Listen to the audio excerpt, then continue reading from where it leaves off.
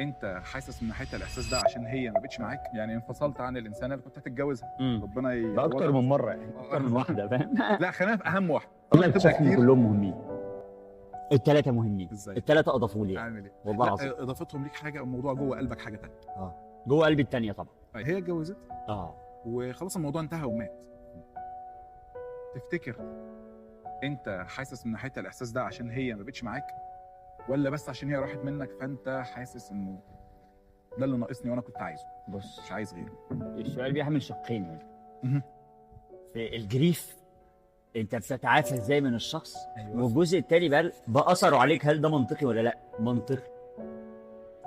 دي واحده انت حلمت معاها ببيت واسره ومش عارف، ما ينفعش لما تسيبوا بعض تلغي الفتره كلها، لان جس وات ان انت كنت في الفتره دي فده جزء من تاريخك ورحلتك. صح. فانا لا انكر ان انا شفت، لان انا برضه شخص فيجيناري قوي. بتخيل يعني، بشوف أيوة، مشاهد، أيوة. فاهم؟ بشوف مشاهد كامله، فاهم؟ تعيش حياه قدام فيلم، جمال. ببني فيلم، فبرتبط بالمعاني اكتر وبرتبط بالمشاعر اكتر، ودايما تقدر تطلع مني ميموري حقيقيه اشرحها لك، فاهم؟ ديتيلز.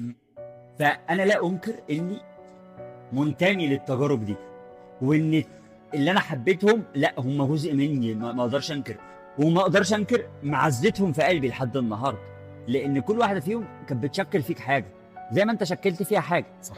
حته بقى انك بتاخد وقت انك تتعافى من التجربه دي بقى، كل كيس باي كيس، ما فيهاش فزلكه، ما فيهاش 3 طرق و4 شهور و6 شهور، لا ما لا فيهاش. مفيش الكلام ده، مفيش كل نسيان قصه بقصتها. وبلا. بس انا لا انكر ان تعلقت باحلام معينه مع هذه الشخصيات، عطلتني شويه حلوين زياده عن اللزوم، وده اللي فهمته لما كبرت، ان لا يعني ارتبط بالشخص لكن ما ترتبطش بان المعنى واقف على الشخص ده. ايوه. فلا، المعنى متحقق وله ظروف تانية، بس جاس وات في اكسرسايز لازم تقبل عليه عشان ما تقفلش من الحياه، تنتشر. لازم ما تعتزلش، وانت بتجريف وبتتعافى وبتموف اون، ما ينفعش تقفل على نفسك، افتح فرص. طب ما انت ممكن تفتح فرص وناس تدخل حياتك وناس يبقوا كويسين، بس انت ما تقدرش تديهم عشان انت نفسك قلبك مش متعافي. ربنا بقى، ما ربنا انت كده بتساله كل الوقت يعني. انت بتساله دي مشاعر انسانيه، مفيش معجزه هتحصل. انا ما عنديش فيها اجابه الموضوع ده. ما فيش انا كحسام ما اعرفش والله، انا سايب الموضوع لربنا.